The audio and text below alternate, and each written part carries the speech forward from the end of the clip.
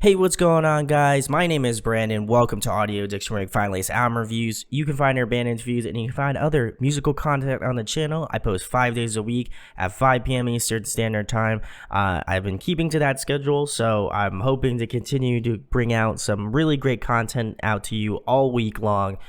So if you're new to the channel, make sure to subscribe, hit that thumbs up, share it. It goes a long way. But tonight, we're going to be talking about Clarity's newest EP, In the Light of Lies, Part 1.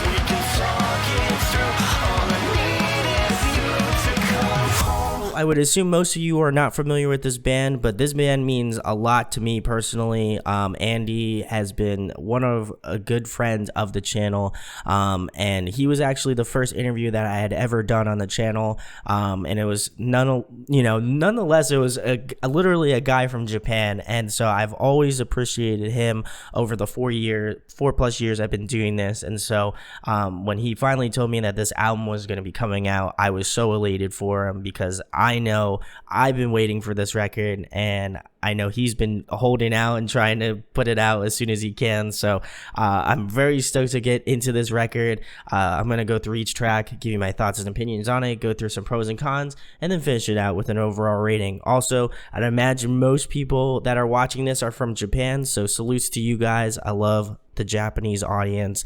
You guys are awesome, so shouts to you guys. But the first track is called Come Home. This one features Kia. I think it is the lead single off this record, but I've never heard of Kia before prior to this, and I knew immediately after I listened to the music video and to the song on this record. I was like, I have to go find her on social media. I was like, I have to go follow her on there because she's a fantastic singer. So first and foremost, go check out Kia. She is great. But getting back to the track, I really love the piano intro in this song. It just brings out all the beautiful melodies that Kia was able to come up with at the beginning in terms of vocals, and then the harmonies with Andy, kind of her and him bouncing off each other, is just fantastic.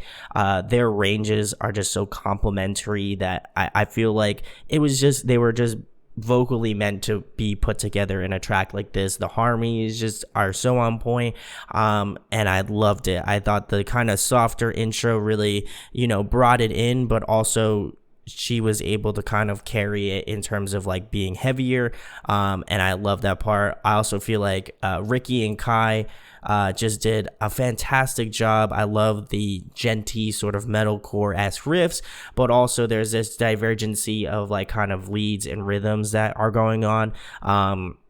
It almost has kind of a issue sort of vibe to it, which I love because I think that they've incorporated a lot of jazz elements into their music, and it doesn't just feel straight gent, it has that sort of like pop feel to it, which I really dig. I also love that Tia is featured primarily throughout the entire song. She isn't particularly in one portion of the song. She's spread out throughout the entire song, and I really do believe that she killed it.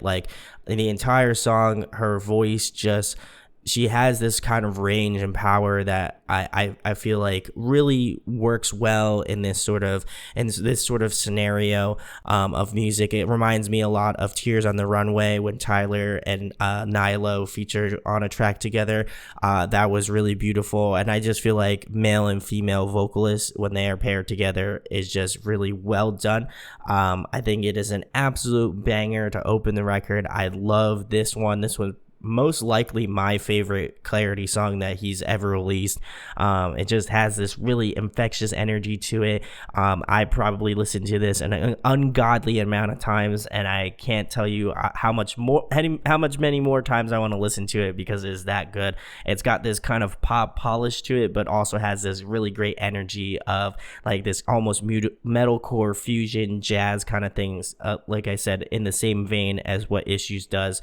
I really do appreciate Maki's bass riffs. I think his bass playing is really underrated on a track like this. When you're hearing a lot of these powerful melodies, it's it's hard to kind of take your aim away from that. But as I was listening through to it more, the bass was just super on point. Like some of the little like ad libs and riffs and things going on in the bass lines itself, I think are a little bit understated, and I think they are fantastic.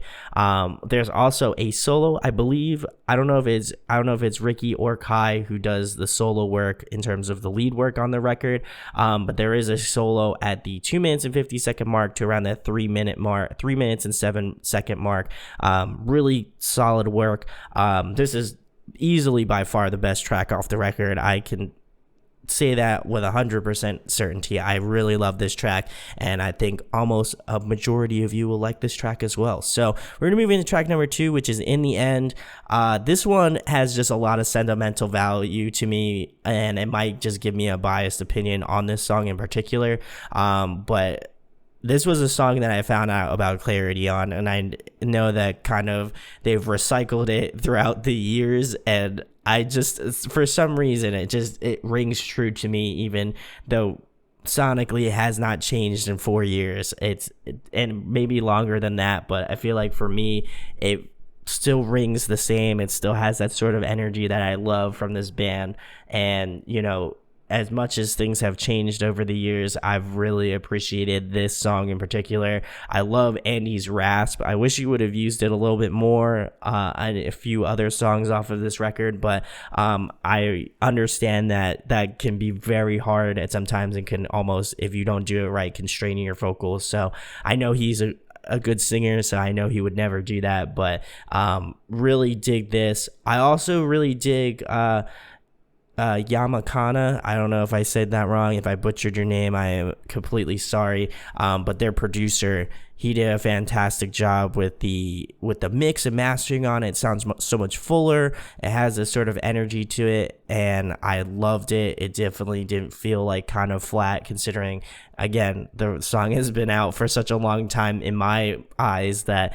it doesn't feel new to me anymore, but it might feel new to somebody else. So I really appreciate that. I also love the more rock direction that they're going with this one in comparison to Come Home. And you can also hear the years of difference that the music has gone through, like in terms of the genre change. It is a little bit odd to have on this EP, but I understand why it's on there, and I'm glad that they left it on because it just works. I think it works. And I think it's been, like I said, a nice juxtaposition between having a kind of like poppy, sort of genty sort of track with more of a rock, almost post-hardcore sort of feel to it, which is definitely cool. And like I said, I have a real soft spot for this track, so I really enjoy it. And there's a little breakdown at around the 2 minutes and 46-second mark to around the 3 minutes and 10-second mark. Again, sent a lot of sentimental value. It might not be the best track off of this EP, but I love it still. So we're gonna move into track number 3, which ironically enough is called Love Is, because I was just talking about how much I loved In the End. But getting back to this track in particular, this one has been out for a bit as well. They released a music video for it. If you haven't checked that out, go do so. But I really dig this sort of electronic vibe of it. I know that at the time, and I had spoken on with them in an interview, that they were pulling a lot more from like Slaves and stuff like that, and I feel like that vibe still makes itself apparent in this song in particular. There is a little bit of Issues vibes, and I know that a lot of their musical background or influences were based off of Slaves, Issues, like stuff, bands that have more of a pop element but are a little bit either like post-hardcore, like metalcore sort of vibe.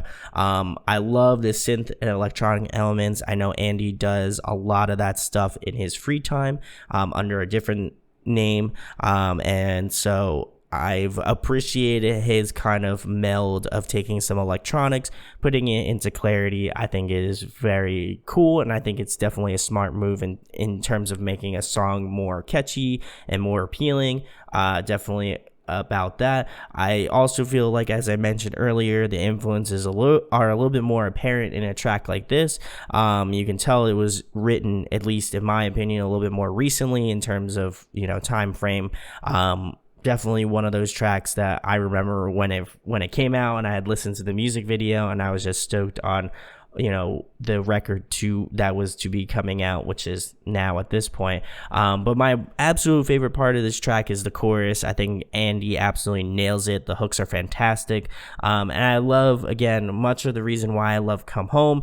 They took a lot of genty kind of metalcore elements, but added like these shimmery like pop bits in there, and I think it just really works well. The whole kind of pop core kind of feeling that you would get from, like as I mentioned, Issues, Slaves, maybe like more current Icy Stars, stuff in that vein. You'll really enjoy it. And also, I just feel like these songs, especially, and I don't want to be ragging on In the End because I have a lot of love for it, but it does feel more cohesive.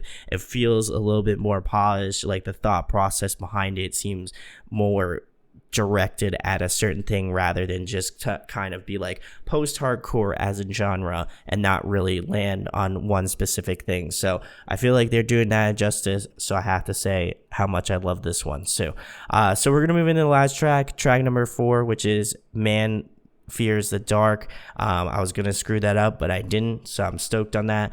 The intro on this track was absolutely tight. I think it's definitely second in terms of my favorite intro. You already know Come Home's my favorite, but really dig that. I love this sort of super shreddy kind of heavy intro. I think it's absolutely money, as Guy Fieri would say. Love that dude.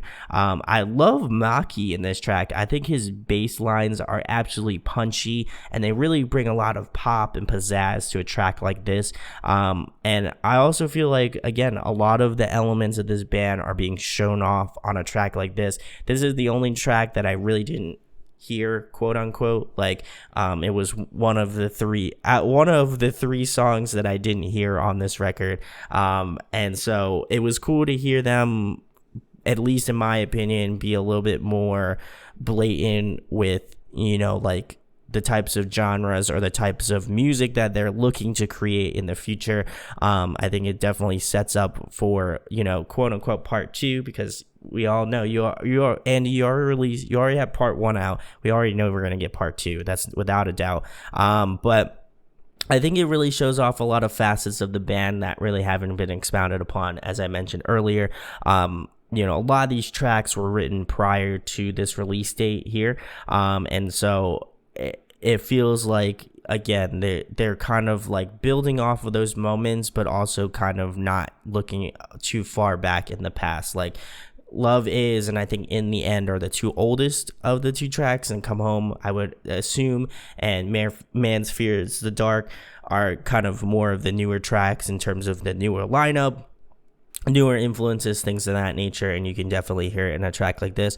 I love the melodies and the chorus of this track. That's probably one of my favorite parts, along with the bridge. I think the bridge was an absolute home run. It's totally different from what you would assume would happen. There's a little bit more of a stronger electronic element, and I think allowing themselves to kind of combine that in the music that they write has been really interesting to see, and I've been really enjoying it, so you should check that one out. But some pros and cons in it, obviously one of the biggest cons for me is it's a little bit too short. I think that, in terms of EPs, I think it's solid in terms of a 4-song EP. I think that's really awesome, and like I said, we're almost to be guaranteed part 2, so I'm very stoked on that.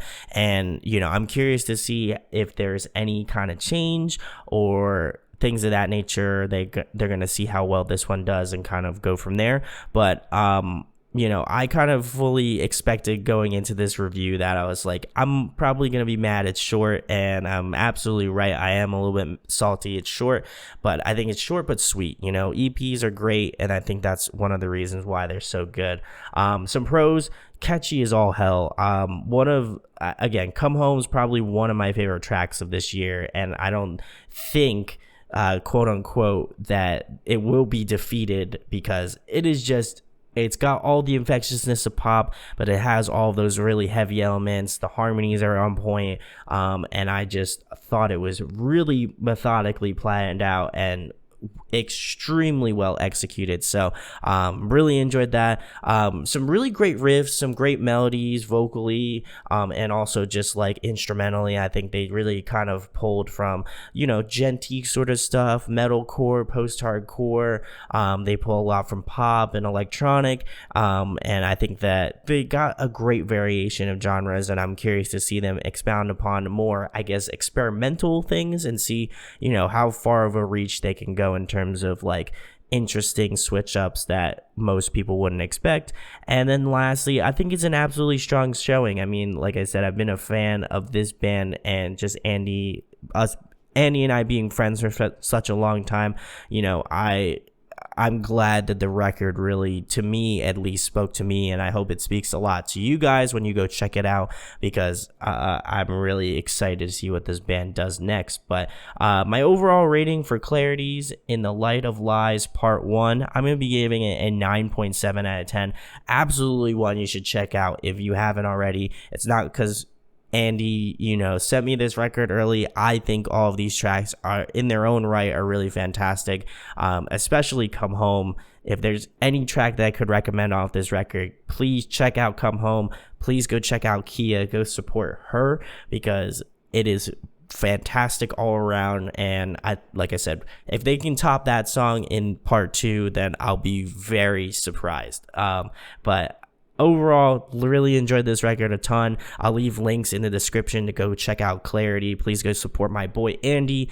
If you can buy it, please do it. If you can't, I understand. Times are tough. But let me know in the comments what you think about this record. If you agree, if you disagree, I'd love to know your thoughts on it. It had come out earlier in the week. I know it came out in Japan on Wednesday, I think. They released it on an interesting day. So, really excited to see what this band does next, and hopefully you guys will go check them out and show them some love. But as I said, make sure to hit that thumbs up, share it, like, subscribe. It goes a long way. Hope all of you are staying safe out there. I know things have been very strange as of recently, so I hope all of you, have been taking time for yourself and, enjoying the time with family, if you are with your family. So my name is Brandon. We hope you got your fix, and we'll be talking with you soon. Peace.